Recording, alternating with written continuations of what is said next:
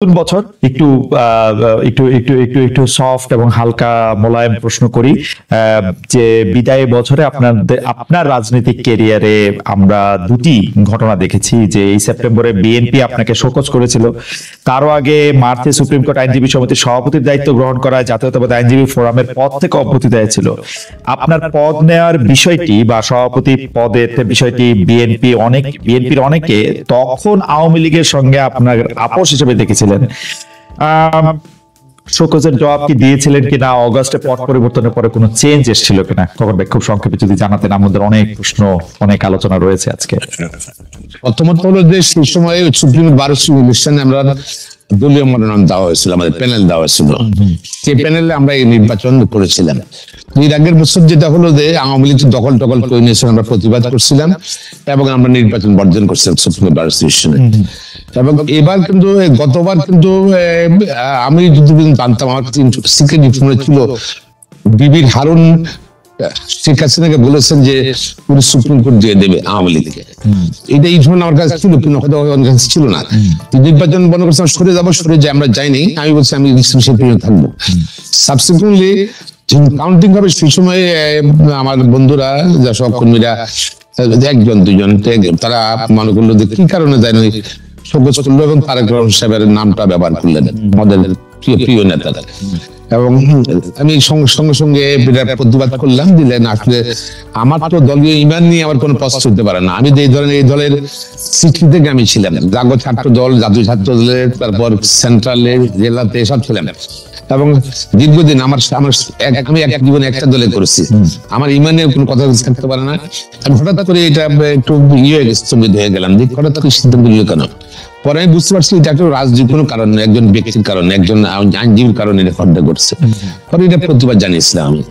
Subsequently এটা আবার standing committee বসছেন, মহাসচিব সাহেব বসছেন, তারেক রহমান সাহেবের সঙ্গে আলোচনা করেছেন এবং সঙ্গে সঙ্গে আবার এটা প্রত্যাহার করে নিলেন ওনারা। এবং তারেক রহমান সাহেবের সম্মতি ছিল, এবং উনি জানতেন না যে এই নির্বাচন ভোট গণনা বর্জন করবে, যে এটা তিনি জানতেন না। এটাই পরে মিশন দিল। আর যেটা হলো যে শোকজটা আমাদের একটা সার্কুলার দেওয়া আছে, মোটরসাইকেল সামনে থাকে শোকজ করবে। আর আমি তো কখনই মোটরসাইকেল আমি কারো প্রমোট করি মোটরসাইকেল আনতে বা সামনে আনতে, কিন্তু এখন আছে না এরকম, এটা আমি জানি করেছিল আমাকে শোকজ আগে যদি বলে গ্রামের স্থানীয় গড়ের হাতে মোটরসাইকেল থাকবে শোকজ করবে। আমি মোটরসাইকেল দাইনি, ভাড়াও নিয়ে কারোর প্রমোটও করে নিয়ে আসছে, তারা আসছে না, সেইটা মোটামুটি ঠিক আছে। খোকন ভাই এই উত্তর দিয়েছি, বললাম এগুলো তো আমার সুপ্রিম কোর্ট বার অ্যাসোসিয়েশনের ইলেকশনটা করার সময় কি আপনার আওয়ামী লীগের সাথে কোনো একটা আপোষ, কোন একটা আন্ডারহ্যান্ড ডিলিং এগুলি কিছু করতে হয়েছিল? কারণ বাকি সবার প্রতি আওয়ামী লীগের ব্যবহার ছিল একরকম, মাহবুবুদ্দিন খোকনের প্রতি আওয়ামী লীগের ব্যবহার ছিল একরকম। এইটা কি আওয়ামী লীগ আপনাকে এত ভালোবাসলো কেন? খোকন ভাই, আওয়ামী লীগ মোটা ভালোবাসেনি আমার এখানে। আমি যেখানে আমার এখানে ভোটে আমি আপনার ৬,০০০ ভোট কাস্ট হয়েছি, সেখানে ৮,০০০ ভোট ডিফারেন্স তার কথা ছিল। আমি যদি না যেতাম যদি আমার পুরো ভোটটাই নিয়ে নিত। আমার 84 ভোটে আমার আমি গিয়ে আটকালাম আর কি, আটকালাম আমরা ৪ জন যেতেছি, আর যারা আটকেছে আর কি। আর আওয়ামী লীগ কখনো ভালোবাসে না, আমি কখনো আওয়ামী লীগ জীবনে করিও নাই। ভালোবাসলে অসুবিধা নাই, ভালোবাসতেই পারে। আমাকে ভোট দেবেন, আমি তো এবার নতুন ইলেকশন করি নাই, আমি সুপ্রিম কোর্ট পারছি, এবার দরবার ইলেকশন করছি। দরবার ইলেকশন এবার প্রত্যেকবার আমি জিতেছি ইনশাল্লাহ, একবার আমি হারিনি। তো আর ধরেন বার কাউন্সিলে ধরেন সারা বাংলাদেশ 3 বার জিতেছি, 3 বছর 9 বছর, 19 বছর আমি নির্বাচিত আইনজীবী জগতে, এমপি ছিলাম 5 বছর, 24 বছর নির্বাচিত। তো এখানে তো আমার ভালোবাসা থাকতে পারে, ভোটে যদি দেয় আমি সেটাও করছি। আমি কিন্তু দেখছি আমি আওয়ামী লীগ না ব্যক্তিগত হয়তো পছন্দ করে, বা আমার জীবনের সততা আমি চেষ্টা করছি, সবসময় সততা মেনটেন করি, সবকিছু বলে আইনজীবীদের ইন্টার দেখেছি, এটাই মনে করি। আমি সবসময় চিকিৎসা করে আইনজীবীদের ওন করি, এই জন্য হতে ভোট দেয় আমাকে। আপনাকে ধন্যবাদ জনাব মাহবুবুদ্দিন খোকন। একটি বিষয়ে আসলে আমরা জনাব জুনায়েদ সাকি আপনার কাছেও প্রশ্ন করতে চাই, যে 5 আগস্ট থেকেই মানে 5 আগস্ট থেকে না, মানে আমি যদি একটু ইয়া থেকে বলি যে নতুন রাজনৈতিক বন্দোবস্ত, এই শব্দ তিনটি অন্তত 10 বছর ধরে বা তারও আগে থেকে বারবার আপনার মুখে শুনে আসছি। এই কথাটি বৈষম্য বিরোধী ছাত্র নেতাদের কাছে কি আপনার প্রেসক্রিপশনে গেছে কিনা?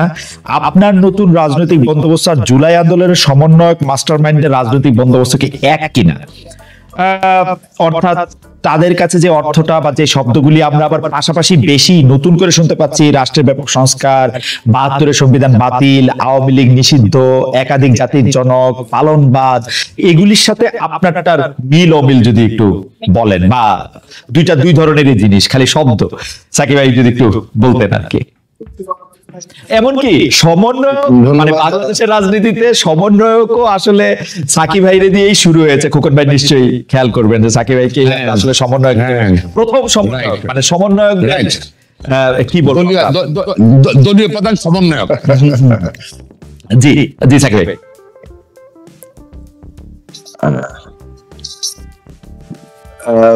সবাইকে সালাম এবং শুভেচ্ছা জানাচ্ছি। আপনি যে প্রসঙ্গ তুলেছেন এগুলো প্রত্যেকটা বিষয়ে আলোচনা করতে গেলে তো লম্বা সময় লাগবে।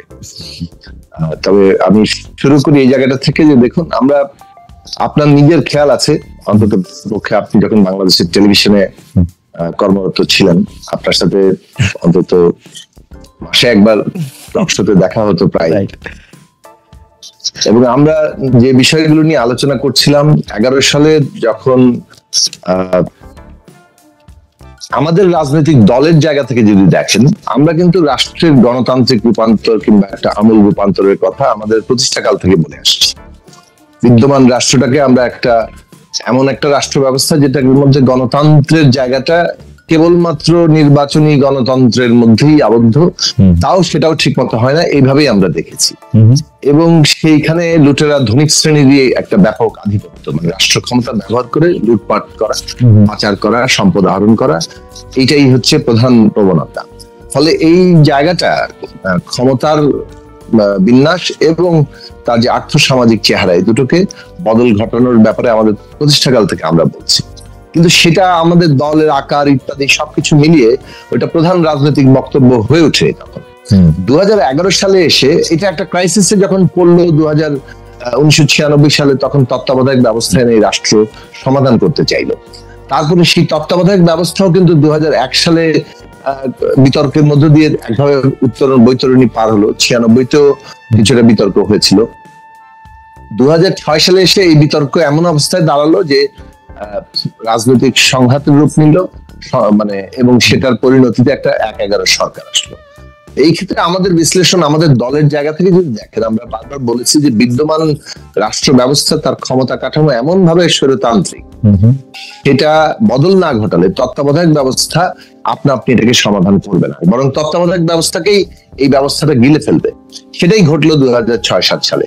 এবং সেটার পরে অভিজ্ঞতা থেকে এই দেশের মানে শাসকরা, বিশেষত আওয়ামী লীগ ক্ষমতায় এসে, তারা যে এখান থেকে ভালো পথের দিকে যাবে সেটা না করে উল্টো তত্ত্বাবধায়ক ব্যবস্থা বাতিল করে দিলে এবং পুরনো পথটাকে, পুরনো রাষ্ট্রটাকে আরো এক কেন্দ্রিক করবে, যেটা 2011 সালে এই পঞ্চদশ সংশোধনের মধ্য দিয়ে লক্ষণটা খুব পরিষ্কার।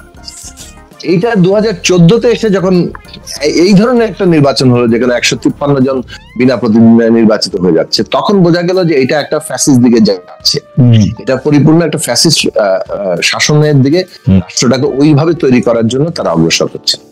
এবং যেভাবে দেশকে বিভাজিত করা হচ্ছিল, মুক্তিযুদ্ধের পক্ষ বিপক্ষ, বাঙালি বনাম মুসলমান, মুক্তিযুদ্ধ বনাম ইসলাম, সব এই বিভাজনগুলো থেকে স্পষ্ট হয়ে যাচ্ছে যে তারা ওই ধরনের একটা শাসন করছে এবং সেই শাসনটাকে মুক্তিযুদ্ধের চেতনা দিয়ে জায়েজ করতে চাইছে। 18 নির্বাচনে এসে যেটা অসম্ভব ছিল, কিন্তু তারপরও রাজনৈতিক দলগুলো একটা চেষ্টার মতো করেছিল যে আচ্ছা, এই ব্যবস্থার অধীনে কোনো নির্বাচন করে কোনোভাবে ভেতর থেকে ধাক্কা দিয়ে কোনো পরিবর্তনের সুযোগ, সম্ভাবনা আছে। আওয়ামী লীগ একেবারেই পুরো জিনিসটা স্রেফ নিজেদের একটা মানে এইটাকে জায়েজ করার জন্য এটা ডাকলো, কিন্তু দেখিয়ে দিল যে কিভাবে তারা পুরো রাষ্ট্রটাকে ব্যবহার করে সবাইকে ডেকে নিয়ে এসে এরকম মধ্যরাতের ভোট ডাকাত থেকে একটা নির্বাচন বলে চালিয়ে দিতে পারে। তো সেটার পরে এটা আমরা পরিষ্কার করে বলেছি, আমরা বলছিলাম বাংলাদেশের নতুন একটি সামাজিক চুক্তি, রাজনৈতিক চুক্তি লাগবে, নতুন একটি জাতীয় সনদ তৈরি করা দরকার। এই কথা 15 সাল থেকে আমরা বলছি, 18 সালে বলেছি, নির্বাচনের আগে বলেছি। ডক্টর কামাল হোসেন আহুত, সাকিব ভাই একটু এই পাশে চলে আসেন সাকিব ভাই। হ্যাঁ জি, হ্যাঁ, জাতীয় ঐক্যের ওই সমাবেশেও বলেছি। তারপর 18-র পরে এইটা প্রায় নিশ্চিত হলো যে এই ব্যবস্থার অধীনে আরেকটি নির্বাচনও সম্ভব হবে না। ফলে আমাদের রাষ্ট্র ব্যবস্থার সংস্কার করতে হবে। এটা কেবল আমাদের কথাই না, বিএনপির মতো বড় রাজনৈতিক দলও কিন্তু এই জায়গায় আসলো এবং নিজেদের দিক থেকে 27 দফা মেরামতের কর্মসূচি, রাষ্ট্র মেরামতের কর্মসূচি দিল। তার মানে এটা সব রূপান্তর, মেরামত, সংস্কার, এই আলোচনাগুলো আরো বিভিন্ন দল, আমাদের রাষ্ট্র সংস্কার আন্দোলন, আমাদের মঞ্চের অন্যান্য দল সবাই মিলে এভাবে বলছিলেন, একটা জায়গায় এসে দাঁড়িয়েছে। আমরা বলছিলাম যে বিদ্যমান ব্যবস্থাটা ফ্যাসিস্ট বন্দোবস্তে পৌঁছেছে, একটা নতুন রাজনৈতিক গণতান্ত্রিক বন্দোবস্ত লাগবে।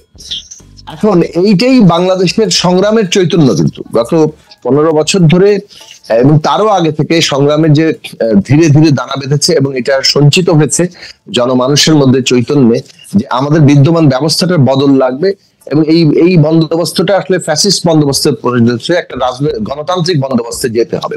সেই কারণে বন্দোবস্ত শব্দটি হয়তো এটা ছাত্রদের মধ্যে গ্রহণযোগ্য হয়েছে। এটা আমার চালান করা কোনো বিষয় না, এটা রাজনীতিতে সামনে এসেছিল, সেই কারণে ছাত্র সমাজ এটাকে গ্রহণ করেছে। আমি মনে করি ছাত্র সমাজ সঠিকভাবে এই জায়গা থেকে গ্রহণ করেছে যে আসলে পরিবর্তনটা কোন জায়গায় করতে হবে। আমাদের বিদ্যমান মানে একটা নতুন রাজনৈতিক বন্দোবস্ত অর্থাৎ মানেই হচ্ছে ক্ষমতার যে মানে বিন্যাসটা আছে, ক্ষমতার যে কাঠামোটা আছে, এইটা বদল, মানে ক্ষমতা ব্যবস্থাটা বাংলাদেশে কিভাবে চলবে, ওকে, এইটা এইটাই বাংলাদেশের কেন্দ্রীয় রাজনৈতিক প্রশ্ন শুরু থেকে থেকেছে 72 সাল থেকে রাইট এখন পর্যন্ত আছে। কারণ 72 সালে এই ক্ষমতা কাঠামোটা, এই ফ্যাসিস্ট বন্দোবস্ত কিংবা স্বৈরাচারী বন্দোবস্তটা সাংবিধানিক ভাবে তৈরি হয়েছিল। সেটাকে ব্যবহার করে নানাভাবে এদিক ওদিক করতে করতে করতে এটাকে এই 2024 সালের 5ই আগস্ট পর্যন্ত যে ফ্যাসিস্ট জায়গা আমরা দেখেছি, এই পরিণতিতে নিয়ে আসা হয়েছে। সাকিব ভাই, একটা সরল প্রশ্ন, যে গত 53 বছরে এই যে রাজনৈতিক চর্চাটা আমরা দেখেছি, আমরা যদি বলি যে আমরা নতুন রাজনৈতিক বন্দোবস্ত চাই, এই সরকার বা ডক্টর ইউনূস দায়িত্ব নেওয়ার পরে অবশ্যই তিনি একটি বিশেষ অবস্থায় দায়িত্ব নিয়েছেন, তার উপদেষ্টা মণ্ডলী এসেছে, সরকার সেভাবে প্রচলিত হচ্ছে। আপনি সেই নতুন রাজনৈতিক বন্দোবস্তের যে স্বরূপটা, সেটা আপনি যেরকম চেয়েছিলেন সেরকমই আপনি দেখতে পাচ্ছেন কিনা আমাদের যদি খুব সংক্ষেপে বলেন, কারণ আমাদের অনেকগুলি বিষয় আলোচনা করতে হবে। মানে আপনি দেখতে পাচ্ছেন কিনা, বলি যে দেখুন ফাউন্ডেশনটা হয়েছে কিনা। ফাউন্ডেশনটা এখন পর্যন্ত এটা কোনো ফাউন্ডেশন হয়নি। মানে একটা অন্তর্বর্তী সরকার দায়িত্ব নিয়েছে মাত্র, তারা রাষ্ট্র পরিচালনা করছেন, দৈনন্দিন কাজ করছেন, সেটা ক্ষেত্রেই অনেক ক্ষেত্রে খাবি খেতে হচ্ছে, কারণ রাষ্ট্র প্রতিষ্ঠানগুলো ভেঙে পড়েছিল, সেইটাকে পুনর্গঠন করার কাজ, সেই কাজে তাদের অনেক দুর্বলতার কথা আমরা চিহ্নিত করছি, এগুলো একদিক। অন্যদিকে তাদের আরেকটা গুরুত্বপূর্ণ দায়িত্ব হচ্ছে রাজনৈতিক উত্তরণ ঘটানো, মানে পলিটিক্যাল ট্রানজিশন যাকে বলে, এই যে নতুন বন্দোবস্তের দিকে যাওয়া, সেটার জন্য আমাদেরই বলতে পারেন, এটাও আমরা আমাদের প্রথম সাক্ষাতেই অন্তর্বর্তী সরকারকে প্রস্তাব করেছিলাম যে আপনারা এই অনেকগুলো বিষয়ে একটা কতগুলো কমিশন গঠন করেন, যে কমিশন গঠন করার মধ্যে দিয়ে তারা একটা সংস্কার প্রস্তাব হাজির করবে, সেটার ভিত্তিতে আলোচনা হবে, ফ্যাসিলিটেট করার সুবিধা হবে, সমস্ত পক্ষের মতামতগুলোকে গ্রন্থিত করা, তার মধ্যে ন্যূনতম ঐক্যের জায়গাটা কোথায়। কিন্তু শুরু থেকে আমরা একটা কথা বলছিলাম, যখনই সরকার গঠিত হয়ে গেছে, যেহেতু অভ্যুত্থানটা কোনো একক নেতৃত্বে ঘটেনি, ফলে এই অভ্যুত্থানে ছাত্ররা অগ্রণী ভূমিকা নিয়েছে, রাজনৈতিক দলগুলো ছাত্রদের আন্দোলনের সমর্থন দিয়ে সর্বাত্মকভাবে যুক্ত হয়েছে, কিন্তু যতক্ষণ না পর্যন্ত ছাত্র এক দফায় এসছে, রাজনৈতিক দলগুলো এটার নেতৃত্ব নিতে কখনো যায়নি। কারণ হচ্ছে যে আপনার খেয়াল আছে আওয়ামী লীগ কিভাবে করছিল যে এইটাতে রাজনৈতিক দল ঢুকে